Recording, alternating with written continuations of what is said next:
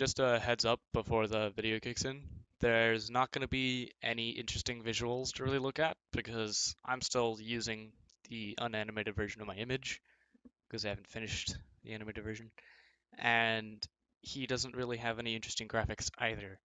He has a few transition shots, which are kind of neat, but yeah, there's nothing particular worthwhile to look at. So feel free to tab out and just listen to it. Hello and welcome to my channel, Bible Flockbox. In this video, I'm going to be talking about 10 facts that evolutionists don't want you to know. Hello, this is Black Evan, and in this video, I'm going to be debunking this guy who claims to have 10 facts that evolutionists don't want you to know. Fact number 1. The Big Bang Theory is one of the most ridiculously impractical theories for the origin of the universe.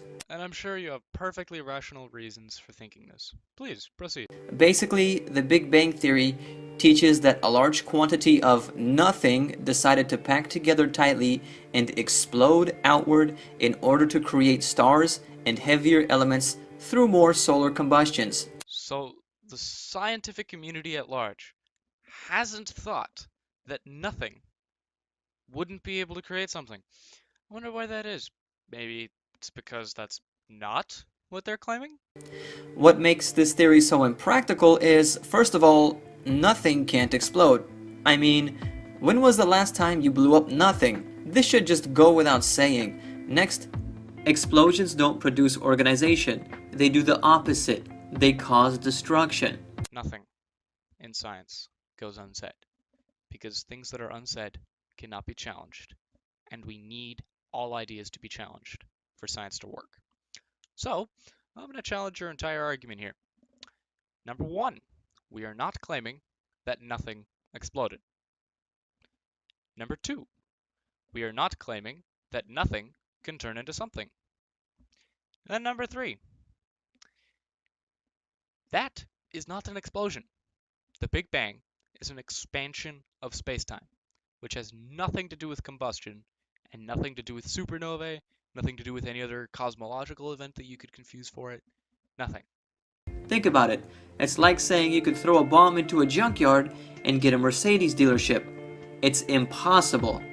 It just can't happen. The watchmaker argument. You know, if the things that they claimed were accurate, this would actually be a really great argument against chance because, you know, a billionth of a percent chance isn't really that great, and even that's minuscule compared to the odds of this specific universe happening. But you know what the problem with that argument is? It comes from a perspective of after the chance happened. If we started over from the beginning and the universe expanded again, we almost assuredly would have a different universe. But that doesn't mean that the processes that created the stuff that created us couldn't happen again, or that the new laws of reality would be able to conjure up life and universes and galaxies all over again. Fact number 2.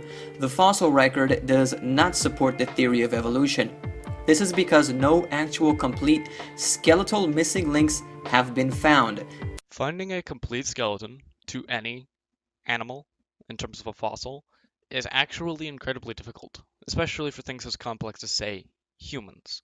True, we do not have full skeletons, but we don't need full skeletons because we have multiple skeletons, and we can use the overlapping features and the nearly universal structure between the species in order to extrapolate that kind of information and to build accurate models that do describe the theory of evolution accurately with the fossil record. Missing links are remains that prove one species have crossed over to another, like a half-man, half-monkey. Evolution teaches that, through natural selection and mutations, it took man approximately 6 million years to evolve. That means during that whole time, species of animals were changing from one to another and progressing towards manhood. Yet, there is not one complete set of skeletal remains that prove this. Okay, so I already specified why we don't need a single complete skeleton in order to prove evolution. And that's even just relying on fossil evidence, which we have DNA evidence and a variety of other things to work with, but whatever. But he also makes a bold assumption here that we're not monkeys. We're still monkeys. We're still apes. We're still great apes. When we evolve, we don't stop being the things that we were.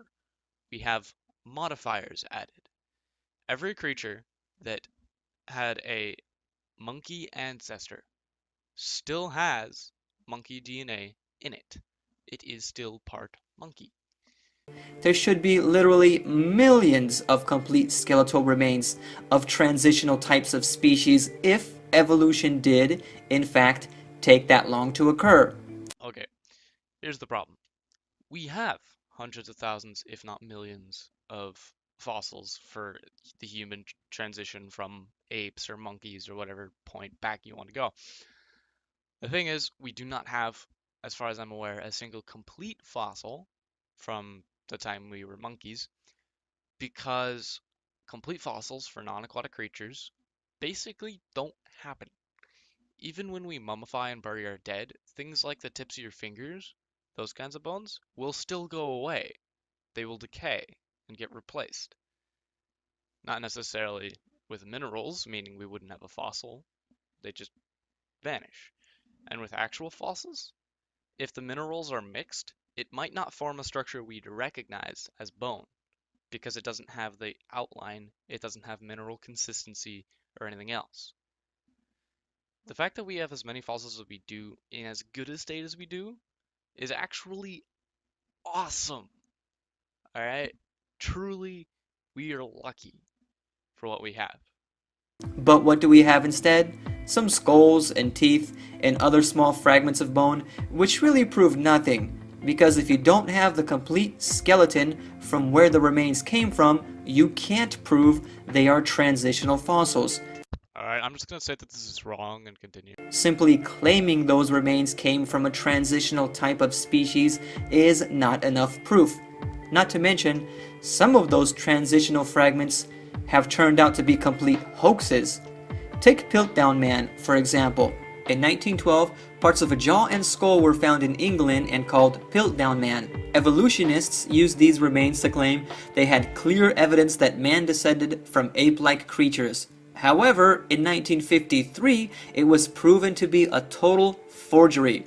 Laboratory tests confirmed that the bones were rather recent, not ancient, and that they had been stained with bichromate to make them look old. Also, the canine tooth of the skull was found to have been filed and stained. This isn't the only hoax like this. I'll include a link in the description box to a book entitled Evolution Cruncher, which goes into more detail about this and thousands of other scientific facts that discredit the theory of evolution. Wrong again, and on multiple levels. We do not need an entire skeleton to extrapolate the entire skeleton from a collection of skeletons found in the same area with matching pieces. Okay. On top of that, you're trying to debunk fossil evidence, which is irrelevant because DNA evidence has single-handedly proved that evolution is correct. There isn't another way to go about it. Okay. You need to debunk all of genetic evidence for evolution before fossil evidence even means anything, because at this point it's basically secondary. Fact number 3. Dinosaurs did not go extinct 65 million years ago. In 2005, paleontologist Mary Schweitzer discovered blood vessels in the thigh bone of a Tyrannosaurus rex, which supposedly went extinct 68 million years ago. But according to the theory of evolution, this is impossible, because traditional ideas of how fossils form do not allow for the preservation of soft, perishable organic tissues. Not to mention, the thigh bone itself was relatively unfossilized. This points to a young age for the remains of the dinosaur bones, roughly about 4,300 years, corresponding with the time of the biblical flood. Except that, logically speaking, we know that the biblical flood didn't happen, because there'd be evidence anywhere, everywhere on the planet of such an event occurring. And on top of that, what about all the other fossils, which accurately date to 65 million years? Now, I'm not familiar with this fossil in specific, like in particular, I'll have to do my own research into it, figure out what went wrong, what happened, you know. But I'm not going to think that this one fossil, which supposedly hasn't rocked the entire scientific community and caused them to jump at biblical creationism, is going to matter. The fact that Neil deGrasse Tyson and, other heads of atheism, as you'd probably call it, or scientific leaders, the fact that they still support evolution means that this hasn't single-handedly disproved it as you claim it does. And it doesn't prove the flood, even if it was accurate, because the flood has nothing that makes sense about it. The genetic diversity between two individuals wouldn't match. The food, the water itself would kill everyone. All the fish would be dead, including all the aquatic animals, such as this. Um, no, that's a global extinction event for everything. Anytime a carnivore needed to eat, it would kill an entire species. Every time an herbivore needed to eat, it wouldn't be able to, so it would die. Uh, God, the cold would kill everyone, and while the atmosphere would move up, it would become thinner or thicker, depending on the species, for everything. Like, no, no, no, no, stop. Not only did dinosaurs not go extinct 65 million years ago, there still may be some around today. Over the past century, there have been a few instances where what looked like dinosaur carcasses have been discovered. The two images that you see here are of two possible plesiosaurs. The one on the left washed ashore in Monterey Bay, California in 1925. It had a 20-foot long neck, and some witnesses described a number of legs on the creature. The image on the right is of a creature that was caught off the coast of New Zealand in 1977 by a Japanese fishing boat. It was 32 feet long and weighed 2 tons. Okay, the speed at which he's transitioning is kind of annoying because he keeps talking right into the transition. But whatever. Getting right back to the point. No, those are not plesiosaurs. They are similar creatures, maybe, but again, they're all from the 1900s. We can't act on corpses from 40 years ago that, assuming they weren't fossilized, would actually be basically nothing by now. Um, on top of that, yes, it is technically possible for some dinosaurs to have survived. I mean, they had to. Chickens are descended from them. But that does not mean that the extinction event didn't happen. Say there's a nuke dropped on Seattle and 1% of the population survived. That doesn't mean it wasn't a mass murder or a tragedy or a horrible thing. Fact number 4, evolution has occult roots. Many people don't realize this, but Charles Darwin was not the inventor of evolution. He just made it popular. The fact of the matter is, evolution has much older occultic roots. Thousands of years before Darwin, people in shamanic cultures believed that humans and animals were related. Evolution is also at the core of the Hindu and witchcraft belief system. In addition, ancient Greek philosophers spoke about evolutionary concepts. Thales of Miletus asserted that all things originated from water, and Anaximander suggested that men originated from animals of another sort. The theory of evolution can also be compared to the New Age movement and Freemasonry. The New Age movement teaches that humanity is evolving to a cosmic consciousness which will enable us to attain to the godhood within us. Freemasonry teaches that through a progression or evolution of degrees, one may become God. Of course, this lie comes straight from Satan when he told Eve in Genesis chapter 3 verse 4, "Ye shall be as gods." Oh my God. Are you saying that things that are occult can't be correct? Because if that's your argument, then I mean, what are you even doing here? You're arguing for a religious claim, which is occult in nature. What the hell? And even then, if you're claiming that having people in the past claim similar things like Freemasonry had nothing to do with it, and like Hindus, like, no. If you're claiming that is evidence against evolution, then you don't understand how science works. We are not making claims with no evidence. We're making claims with evidence. And the evidence always leads us back to the claim. We have a predictive model. You have a bald assertion using a 2,000-year-old book. Fact number 5.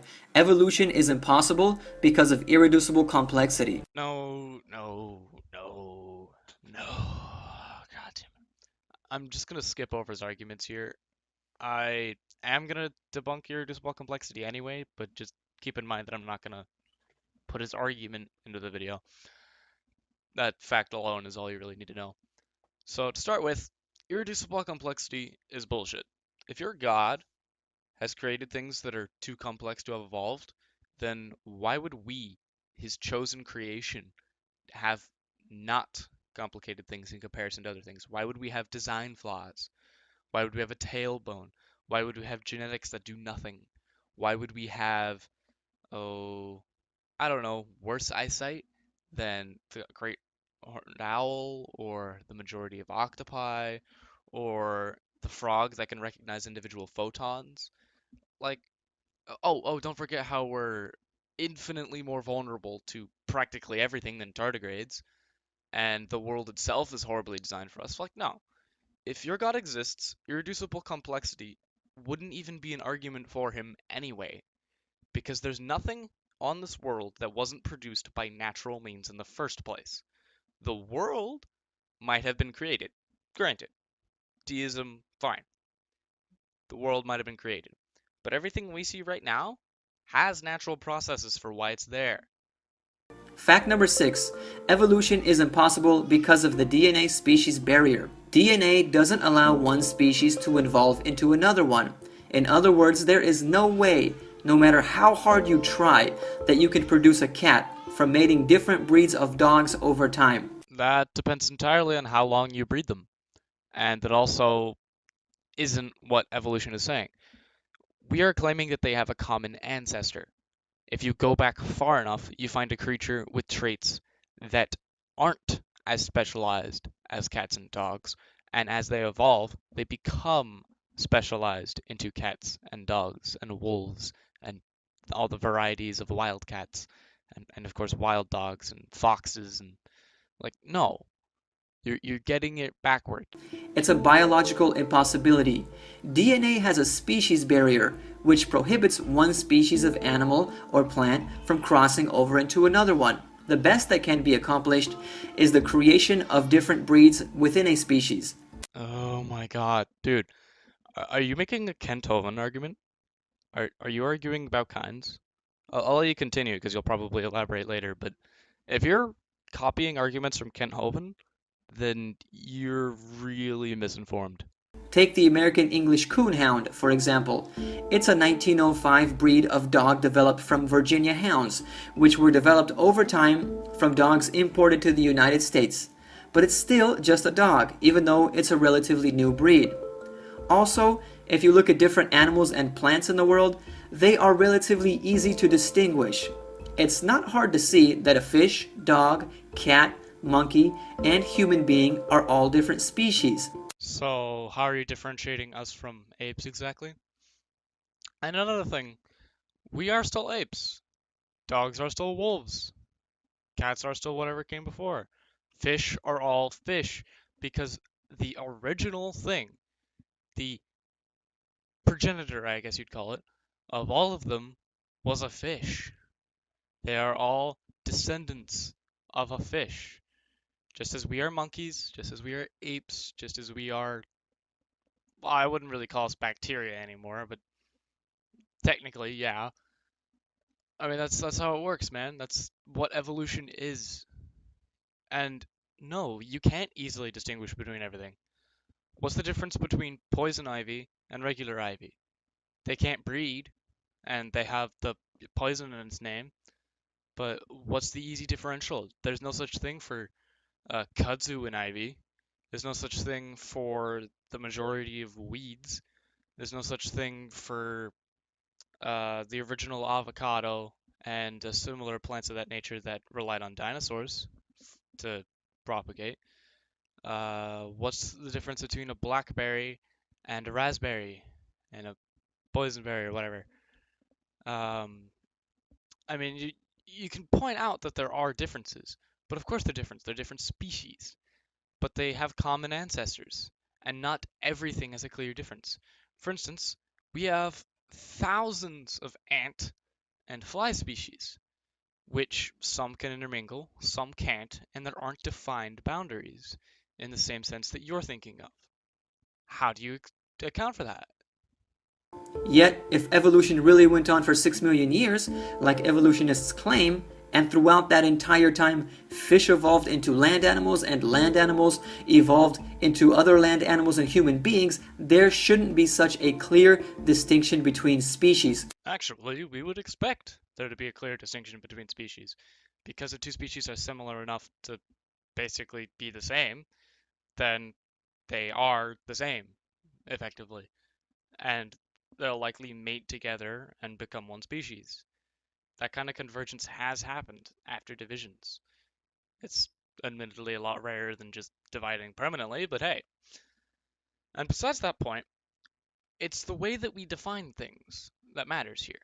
You are working backwards. You are working from the definition to prove the basis of how we created that definition, not the other way around. We created the definition of species and things like that for a reason. And as it stands, Kent Hovind, the guy whose argument you're essentially mimicking here, when asked to define what a kind was, basically described things like bacteria kind, human kind, dog kind, cat kind. The problem is that all those things vary on the actually, I'm gonna have to look this up in a minute, but basically there's a ladder between things like subspecies, species, family, kingdom, things like that. And he worked within a whole bunch of those categories to define kinds. And you're kind of required to do that too, because dog kind is a different level than human kind, which is different from ape kind, and I think it's the same as cat kind actually. But you get the idea.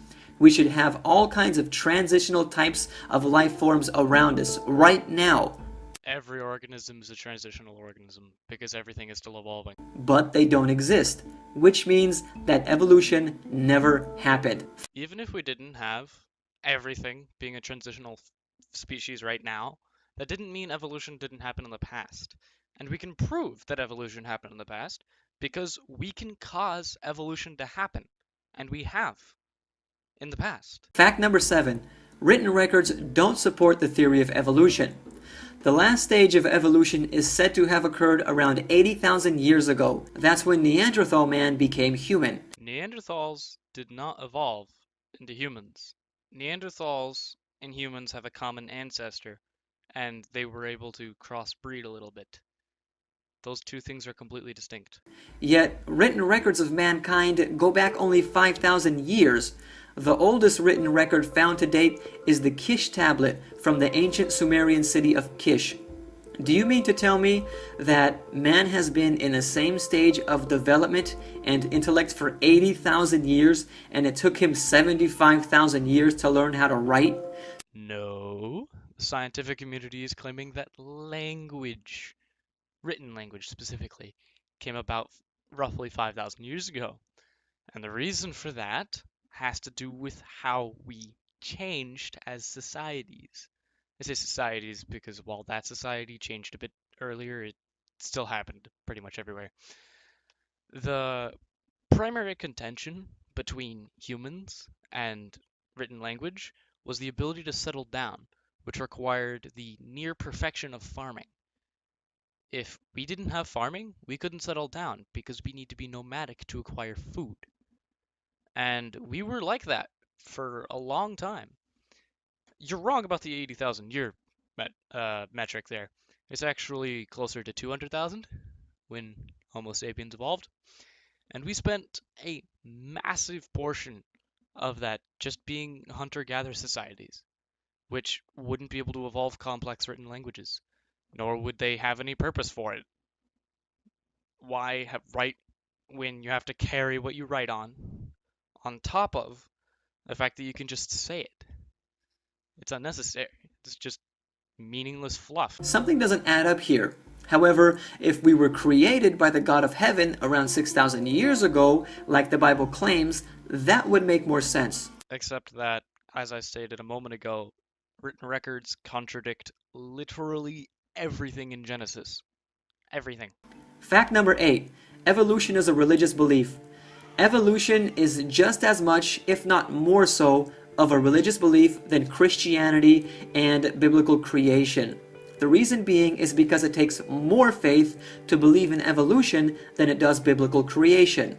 For those that believe in biblical creation, at least we have a written record that states God revealed the act of creation to Moses. In other words, we have the testimony of someone that was actually there, God.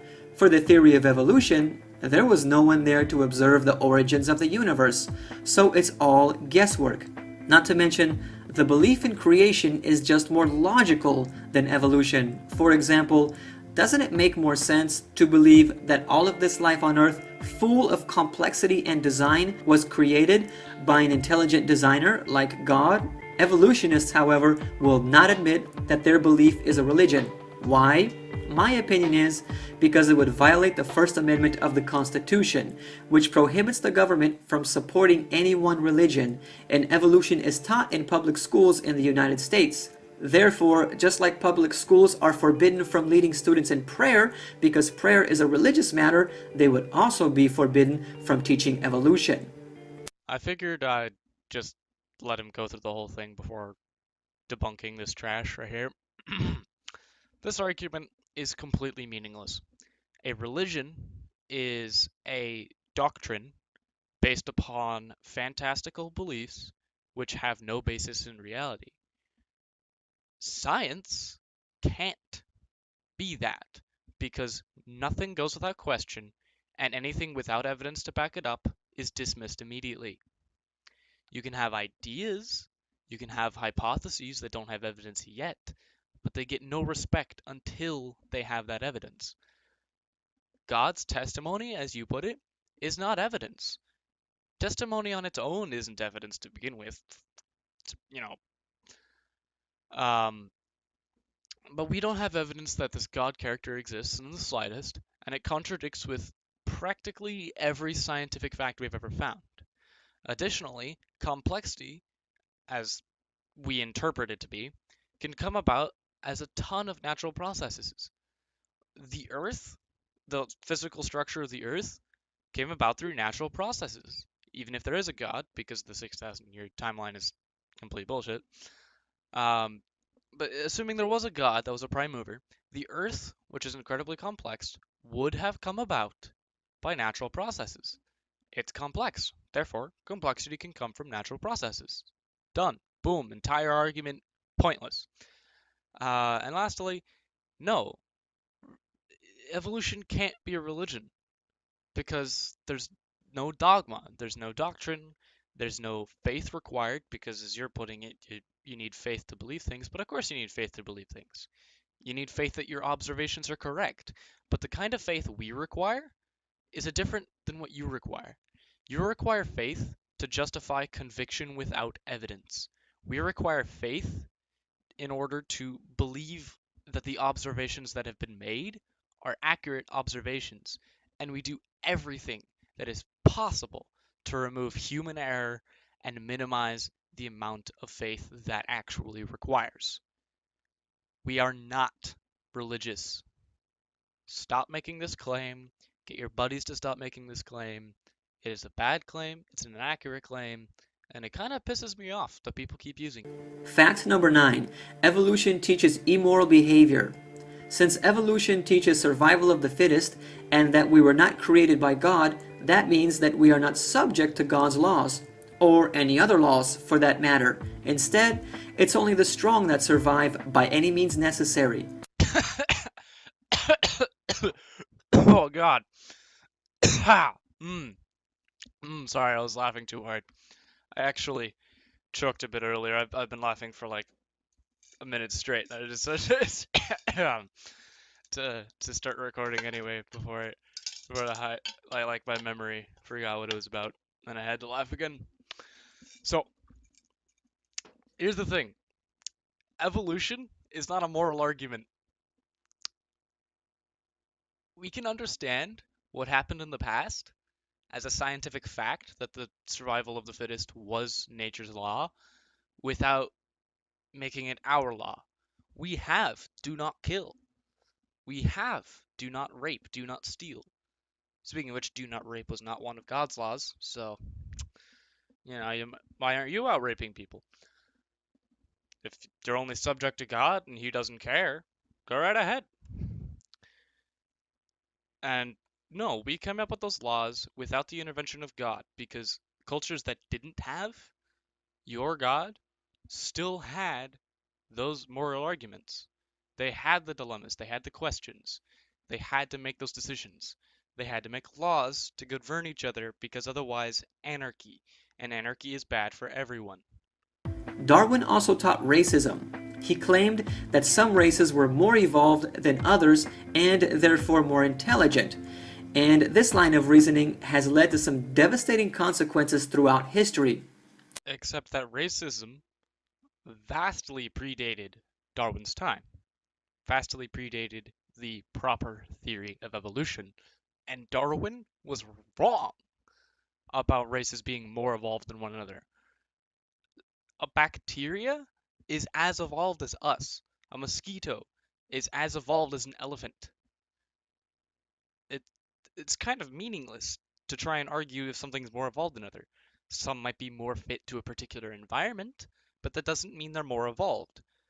A cockroach can survive basically anything. A tardigrade can survive basically anything, but they aren't the best in all circumstances, which is why we have specializations. And those specializations might make things appear more evolved, but that means nothing. Darwinian evolution was the driving force which led Hitler to first sterilize and then exterminate mentally and physically handicapped individuals in Germany in his eugenics program in 1939. It was actually called the Action T4 program. It authorized specific doctors and officials to carry out mercy deaths, euthanasia, of those the state deemed unworthy of life. Hitler considered them to be useless eaters. Over 70,000 people were murdered, including children, and the technology used to kill them was transferred over to the killing of the Jews in concentration camps during the Holocaust. Hitler was motivated by Darwin's views on racism and survival of the fittest to exterminate the Jews. He believed that by doing so, he would advance the human race in the cause of evolution. 6 million Jews lost their lives, half of which died in horrifying concentration camps. Okay, so rather than delving into Hitler's political views right now, I'm actually going to put a video in the description, a link to it anyway, and that'll go in depth into the views of Hitler, Stalin, and one other mass murderer I don't quite remember, and why they are not based in Darwin evolution. And an important note to make here is that originally the Jews were actually the aggressors towards Hitler. I'm not saying he was justified, he obviously wasn't, but it's not nearly as simple as you're making it out to be. Hitler was admittedly fairly evil guy, but no one is pure evil. No one is pure good. It doesn't happen. Morality isn't that simple. Another famous individual, Jeffrey Dahmer, the American serial killer, which murdered at least 17 people between 1978 and 1991, blamed Darwinian evolution for his actions. He stated in an interview on MSNBC that evolution cheapens life and leaves you accountable to no one. He also went on to say that he had accepted Jesus Christ as his Lord and Savior after his father sent him some literature about creationism, which exposed the lies of evolution. On November the 28th, 1994, Jeffrey Dahmer was beaten to death in prison. Let me just start right off by saying that, uh, using mass murderers like Hitler and Jeffrey Dahmer doesn't actually mean anything. People can act for no reason. They can act for poor reasons. They can act for reasons they think are good reasons, which aren't. They can act on nothing and then blame it on something. And just because someone does something horrible in the name of something doesn't necessarily mean that thing is bad. The Crusades are a great example. The only way your kind is able to justify the Crusades is by saying that it was necessary at the time, or that they were doing it in the name of it, but they weren't truly in the spirit of it. And an important thing to note here is there is no spirit of evolution in this case, because it's not a moral argument. People doing things and blaming it on evolution are idiots, including Jeffrey. Fact number 10. The theory of evolution is not a fact. Sometimes when I read comments on websites about the theory of evolution, I find adamant evolutionists stating evolution is a fact. If it's a fact, then it wouldn't be called a theory. You know, he's actually right on this one, but he's still wrong at the same time.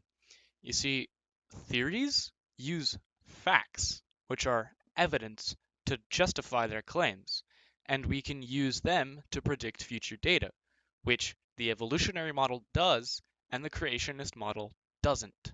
And the creationist model doesn't account for all the evidence we already have either. So it is a useless model, unlike ours.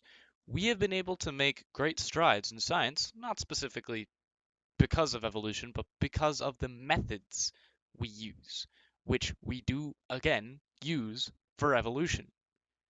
You don't have that. You have an unchanging book of lies. Every single scientifically verifiable fact in the Bible is wrong. Every testable claim is wrong. How do you justify that? What mechanism would be able to change that? If you blame the devil, then is the devil more powerful than God? And if not, then how can he inconvenience God? How can he be a threat? And if they're equal in power, why?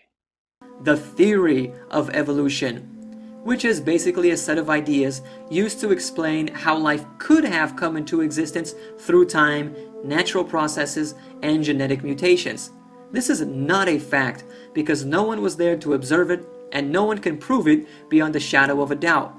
Actually, we have proved the majority of the evolutionary model. What I mean by that is, of course, that we can't go back before we have fossils. It's very difficult to, prove each step in evolution for bacteria. As far as I'm aware, we can only prove the existence of cyanobacteria and when it evolved because it drastically changed the atmosphere. Excluding that, I think we have to wait until there are things with bones, or at least similar structures to, fossilize. But prior to that, fine. We don't necessarily have a solution to abiogenesis, but none of that matters because we can prove that evolution happened beyond a shadow of doubt. What you have is an irrational doubt, which we can't dispel because it's irrational, and we can only dispel it with rational means. And another thing, you're misusing theory. Theory and hypothesis are different. A theory is basically as far as an explanatory model can get. It is the graduation point, the top. It is as close to a fact or a law as such a thing can get. If it was a fact, it would be called the fact of evolution, not the theory of evolution. Not to mention, once analyzed by any thinking Christian, it becomes apparent that the theory of evolution is simply an attempt to explain away the existence of God so that people who don't want to submit to the authority of God in their lives could have some justification for not doing so. You see, the problem you have right there is it's not thinking person, it's thinking Christian. People who already have an irrational belief that requires moving the evidence to fit their view rather than following where the evidence leads. You're not going at this from a rational perspective, and neither are they. So the fact that they're thinking doesn't matter. But you can't get away from God. One way or another, you're going to have to face Him.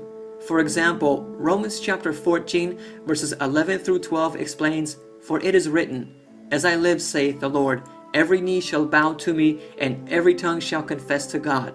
So then every one of us shall give account of himself to God. Yes, I must confess my sins to the Lord. I am so sorry. Now, because I didn't believe in a fairy tale that you knew exactly what it would take to convince me to actually believe and decided not to give me that, I guess I'm going to eternal punishment, aren't I? Yeah, that sounds fair. You're a totally just and benevolent being. I'm sorry for ever doubting you. Hopefully, by watching this video, you have come to the realization that evolution is ridiculous and that there is a God who will judge men according to their actions. Don't wait until the judgment in order to acknowledge God, because then it will be too late. I'd just like to point out right here that disproving evolution doesn't prove God, because we are an explanatory model. And if you say, oh, we don't have any other ideas, what about every religion? What about Pastafarianism? What happens when we die? Well, we might go see the giant pasta god, and we'll be judged based on how much spaghetti we eat, or something else equally as ludicrous. Assuming that we go by believing in faith, which is essentially what you're doing right now, I could go meet just an ordinary cow in heaven, and that's God. Like, no, your argument means nothing. You're essentially using a Pascal's wager on top of an argument from ignorance, both of which are completely meaningless, because a God that requires belief, and of course is God, would know the difference between I don't want to go to hell and I believe and love you. And in the event that your God exists, I can't love him. I can't worship him. Give your life to Jesus now. If you feel God calling you to Him, I encourage you to click on the link to the free online Bible study guides in the description box to learn more about Jesus, His Word, and His plan for your life. Thank you for watching. This has been a Bible Flockbox production. If you have enjoyed this video, please like it, share it on your social media, and subscribe to my channel. Like me on Facebook as well. I share more content there, and I reply to messages on there more than on YouTube because they're easier to keep track of. Not to mention, I also take suggestions for videos. So if you have any interesting topics which you would like to see me turn into a video, feel free to drop me a line on my Facebook page. God bless. And remember, do not find Jesus, do subscribe to my channel, join the notification squad, and write down the link to any videos that you want me to deal with in the description below. You are also free to message me on my email, blackheavenbeast@gmail.com. I will accept any interesting videos that I'm able to debunk, whatever you want. And if you have any questions, concerns, comments, feel free to put them down below. Thank you. This is Black Heaven signing out.